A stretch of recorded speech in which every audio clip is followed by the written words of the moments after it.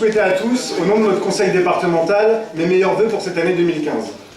Qu'elle soit pour vous synonyme de réussite personnelle et professionnelle, mais aussi de réussite à titre collectif dans nos combats et nos luttes pour rendre ce monde meilleur. Car ce début d'année nous le montre cruellement, s'il en était encore besoin, l'ampleur de la tâche qui est la nôtre.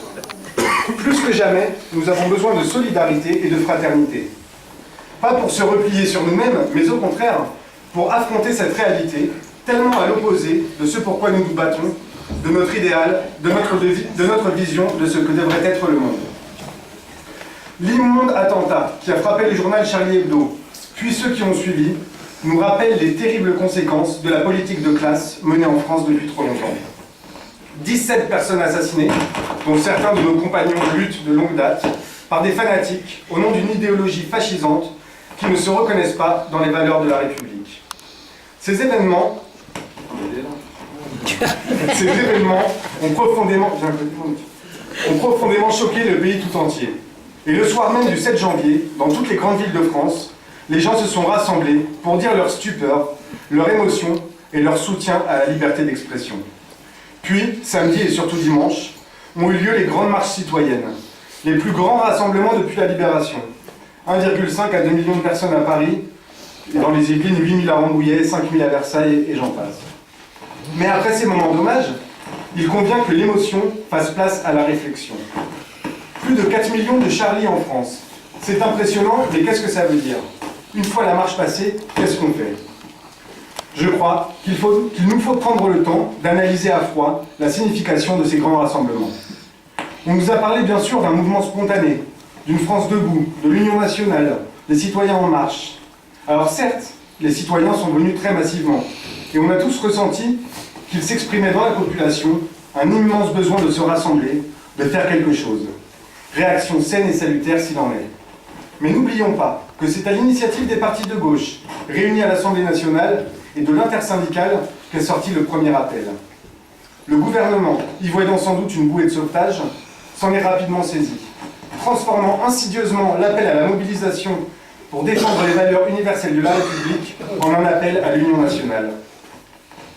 En effet, il ne faudrait pas oublier le contexte dans lequel les événements tragiques du 7 janvier ont eu lieu.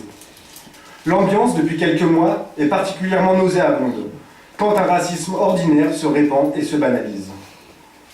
Au-delà des résultats du FN aux municipales et aux européennes, ce sont 1000 actes et faits, tous plus odieux les uns que les autres, qui scandaient notre quotidien. Du refus d'enterrer un bébé rome, au naufrage en masse des bateaux de migrants en Méditerranée, dans l'indifférence totale, en passant par l'hypermédiatisation des pontes du FN et leurs alliés naturels, que peuvent être les Zemmour ou Houellebecq et autres. L'ambiance n'était pas forcément joyeuse. Dans ces conditions, la réponse massive des Français à l'attaque contre Charlie Hebdo est une bonne nouvelle. Elle tente à démontrer l'attachement des Français aux valeurs fondamentales de la République et la liberté d'expression en particulier. Ces marches ont donc été massives, ont eu lieu partout dans le pays, mais leur sens ne sera donné qu'a posteriori. La question de la pérennisation de cette mobilisation reste posée. Et surtout, il nous reste la question, et maintenant, on fait quoi? Parce qu'il faut bien avoir à l'esprit que les 3 criminels qui ont ensanglanté le pays sont des produits de notre société. Français, issus des banlieues populaires, ils étaient le produit des rapports de classe et de domination qui sont à l'œuvre depuis plus de 30 ans, pour ne pas dire depuis l'avènement du capitalisme en France. Cette société capitaliste, de plus en plus libérale et individualisée, qui organise comme base du contrat social la concurrence de tous contre chacun, l'opposition systématique des hommes contre les femmes, de ceux qui ont un boulot contre ceux qui n'en ont pas, des Français d'installation ancienne comme ceux issus des dernières vagues d'immigration. C'est une société qui a comme colonne vertébrale une cascade de rapports de domination qui permet à une poignée de possédants de concentrer le fruit du travail du plus grand nombre. Et dans la dernière période, on doit faire face, comme je l'ai déjà dit, à un racisme de plus en plus assumé, de plus en plus étendu, et à la tentation toujours plus grande du repli sur soi. Or, il ne faut pas être un génie pour comprendre qu'une société qui n'offre pas de perspective d'épanouissement collectif et individuel à sa jeunesse, qui la stigmatise pour ses origines ou sa religion, ou sa classe sociale, qui ne lui offre rien que l'affrontement, finisse par produire de la radicalisation. Face à cela, on a bien eu le discours lancinant de l'union sacrée. C'est d'ailleurs la conclusion que le PS et le gouvernement a tirée de ces événements. Selon eux, cette marée humaine demandait le rassemblement de tous les Français dans cette grande union sacrée. Le slogan « Je suis Charlie » ayant un avantage, pouvoir tout dire et donc ne rien pouvoir dire. C'est pratique pour un gouvernement qui n'offre aucune perspective de progrès social, qui va tenter, dans l'émotion du moment, de nous faire passer la loi Macron comme une lettre à la poste. J'en profite d'ailleurs pour vous rappeler le numéro spécial de l'Humanité de la semaine dernière contre la loi Macron et illustré par Charles. On a aussi évidemment la réponse sécuritaire. Valls nous parle de l'ennemi de l'intérieur. La députée des Yvelines, Valérie Pécresse, demande un Patriot Act à la française. Les libéraux de droite et de gauche, en chœur, demandent l'intensification de l'engagement militaire à l'étranger, en Afrique de l'Ouest et en Irak principalement. On assiste à une espèce de redite des grands délires sécuritaires et liberticides qu'ont connus les États-Unis suite aux attentats du 11 septembre 2020. Et invariablement, on a la tentative de récupération du Front National, qui, fidèle à lui-même, dans une espèce de réflexe atavique, n'a pas pu s'empêcher de demander le rétablissement de la peine de mort. Plus grave sans doute, le FN, complaisamment invité par tous les médias, martèle à longueur d'onde « terrorisme égale islamisme égale immigration ». La partition que joue le FN est extrêmement dangereuse, porteuse en elle d'une charge de haine et de division de la société, qui ne pourra que renforcer la stigmatisation des Français issus de l'immigration. Et par réaction en chaîne, conduire à une radicalisation d'une fraction de notre jeunesse des quartiers populaires qui, à force d'être rejetée, se radicalise et se trouve attirée par l'action guerrière. Les communistes, tous les progressistes, ont donc un rôle important à jouer. Nous devons porter une autre vision de la société. Nous disons qu'il faut plus de démocratie, de solidarité, de laïcité, de culture, d'égalité, de justice sociale. Ces grands mouvements citoyens, nous devons les amener vers un renforcement de la République sociale, de l'égalité sociale.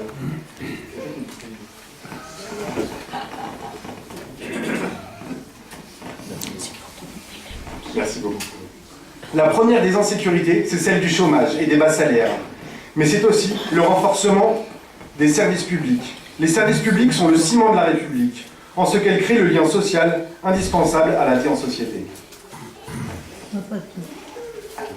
Il faudra aussi du courage politique, pour enfin que le droit de vote des résidents étrangers soit débattu et voté.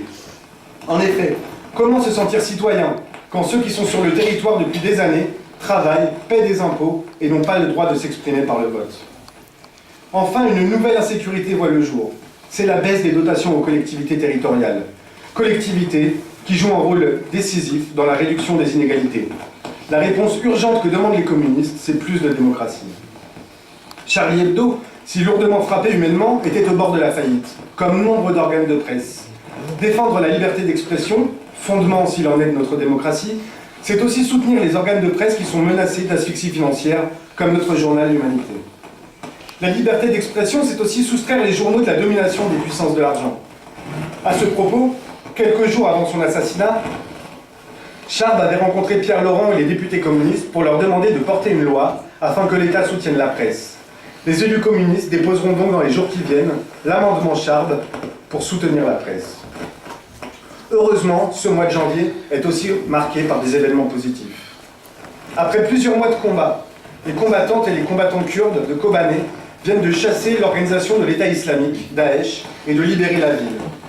Nous saluons cette victoire de la liberté, de la démocratie, de l'égalité, réalisée au prix d'immenses sacrifices des YPG, du PKK, de l'ensemble du peuple kurde et de la population de Kobané. Ce succès marque aussi l'échec des forces régionales, comme la Turquie, le Qatar ou l'Arabie Saoudite, qui, par leur double jeu, ont soutenu à bout de bras les forces obscurantistes de Daesh. Dans l'immédiat, il importe de sanctionner les puissances complices de la barbarie et de soutenir les forces démocratiques, en agissant notamment pour retirer le PKK de la liste des organisations terroristes de l'Union européenne. PKK, dont 10 des membres en France viennent d'être condamnés à Paris par le tribunal pour appartenir à une organisation terroriste. L'urgence est d'apporter toute notre solidarité aux milliers de réfugiés kurdes, d'aider à la reconstruction de la ville et le retour en sécurité de tous les réfugiés. Nous continuerons d'être aux côtés des artisans de la paix, et en particulier du peuple kurde, qui se bat pour faire prévaloir ses droits politiques et culturels, ceux de tous les peuples de la région, comme nous l'avons fait symboliquement lors de notre dernière AG départementale, où nous avons lancé avec nos camarades kurdes une souscription pour aider les populations martyres du Kurdistan. L'autre événement majeur de ce mois de janvier, c'est tout récent, c'est la victoire de nos camarades de Syriza aux élections législatives en Grèce dimanche dernier. En Grèce, le montant de la dette publique s'élève à 321 milliards d'euros. Pendant des années, le peuple grec a été méprisé, dépossédé, asphyxié par les politiques dictées par la Troïka. Face à cette dette, le mécanisme pervers qui étouffe la croissance, les Grecs ont décidé dimanche de retrouver leur dignité et d'écrire une page historique. Déjouant toutes les pressions, les menaces et les tentatives de division, les Grecs ont affirmé leur souveraineté et montré qu'il existe une autre voie en Europe que celle du diktat, des marchés et de l'austérité. Ce dimanche, le peuple grec a préféré un programme de rupture qui mise sur la croissance par un retour de l'investissement public et par la relance de la consommation. Ils ont donné leur confiance à notre camarade Alexis Tsipras, dirigeant avec Pierre Laurent du Parti de la gauche européenne, qui mènera une lutte sans merci contre l'évasion fiscale et contre les oligarques armateurs qui se sont toujours arrangés pour échapper à l'impôt. C'est une victoire contre la dictature de l'austérité, contre l'Europe des banques, des spéculateurs, des exploiteurs qui sacrifient les peuples et la jeunesse sur l'autel du profit. Ce parti, Syriza, qui faisait 5% aux élections législatives en 2009, vient de remporter 149 députés sur les 300 que compte le Parlement grec. C'est un souffle d'espoir pour nous en France et dans toute l'Europe, prouvant que nous ne sommes pas voués au pire, mais que les peuples peuvent ouvrir la voie au meilleur. C'est une chance pour faire bouger les rapports de force en Europe, avec toutes les forces de gauche qui combattent l'austérité. François Hollande avait raté la possibilité de réorienter la construction européenne en 2012. Dans toute l'Europe, portons ces solutions alternatives aux vieilles recettes libérales, comme la loi Macron. Mettons toutes nos forces pour construire un rassemblement et une alternative de gauche citoyenne et écologiste, y compris dans notre pays. C'est justement animé de cette ambition que nous avons pris la question des élections départementales. Dans chacun des 21 nouveaux cantons, soit dit en passant taillés sur mesure pour favoriser le bipartisme, nous nous sommes attachés à réunir toutes les conditions de rassemblement les plus larges possibles, sur des convenus de gauche et écologistes, souvent avec d'autres forces de gauche, du Front de gauche, d'Europe écologique, de Nouvelle Donne et j'en passe. Et là où ce n'était pas possible, de permettre quand même l'éruption des citoyens dans la construction de nos projets et de nos candidatures. Bien évidemment, nous ne sommes pas, du moins pas encore, dans les mêmes rapports de force qu'en Grèce. Et peut-être vais-je vous décevoir, mais il va être très difficile pour nous de gagner le département des Yvelines. Oh.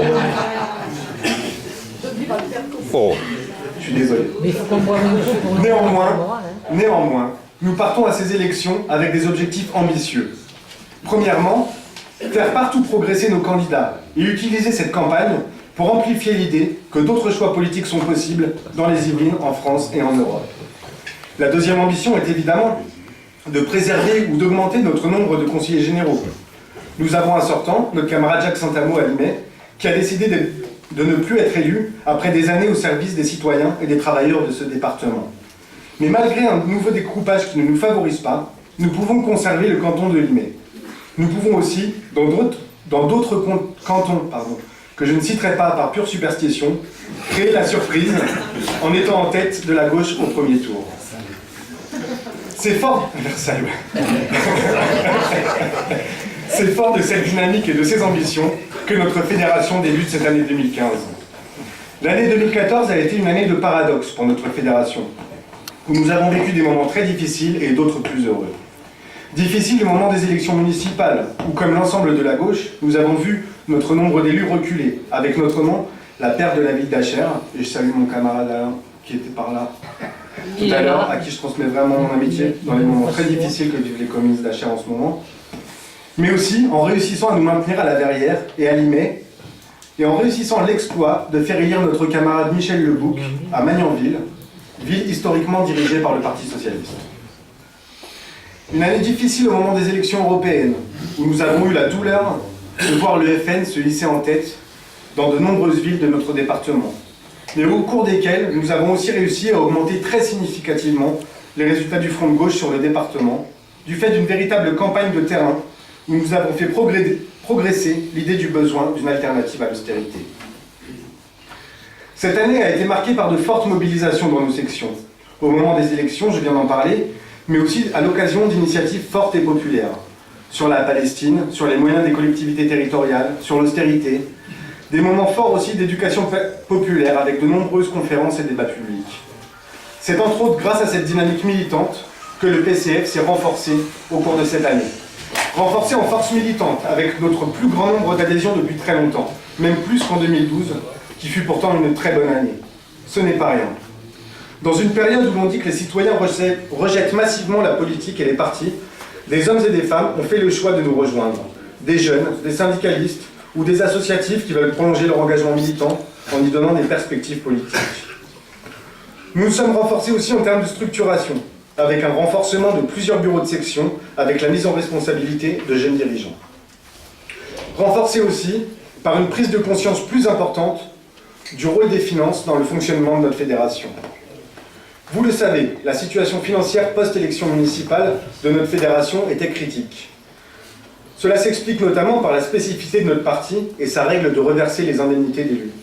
La perte de nombreux adjoints élus dans des villes à direction socialiste passées à droite y est pour beaucoup. Cumulée avec la perte d'une ville importante pour nous, cela a dû nous pousser à réduire le budget de notre fédération. Mais je tiens ici à saluer l'esprit très fort de responsabilité des communistes qui, dès cette situation connue, ont produit des actes politiques forts pour permettre de maintenir et développer l'activité de notre parti. Avec une hausse plus que significative du nombre de cotisants, un effort de souscription important de la part des militants et des sections, et une mobilisation forte des communistes dans chacune de nos initiatives financières. Nous ne sommes pas au bout de cette bataille, mais nous en prenons le bon chemin. C'est pourquoi je vous invite à participer et à faire participer tous les communistes, amis, toutes celles et tous ceux qui reconnaissent le rôle primordial du PCF dans la vie démocratique de notre pays, à la grande souscription lancée par notre conseil départemental. Et même dès ce soir, si vous le voulez, Alain Ménessier sera ravi, il est par là. Pour finir, vous voyez cette affiche, je vous rappelle que Pierre Laurent, dans le cadre de son Tour de France, fera une étape dans les Yvelines la semaine prochaine, mercredi 4. Ce sera un moment important, au cours duquel il vient pour écouter ce que les citoyens ont à dire et présenter les réponses d'un parti. Et je vous invite donc à participer massivement au débat public mercredi 4, donc à 19h à Limay, à la salle municipale. Pour finir, je vous renouvelle encore une fois mes vœux pour cette année 2015. Je tiens à remercier ici toutes celles et tous ceux qui ont participé aujourd'hui à la préparation de cette journée. Et je vais passer maintenant la parole à Mathieu Bolzinger, que je vous présente parce que tout le monde ne le connaît pas, qui est le nouveau, depuis la fête de l'UMA, secrétaire départemental du mouvement Jeunes Communistes, qui a remplacé donc Mathieu Brunet, et qui va dire un petit mot un petit mot, un grand mot, au nom de la...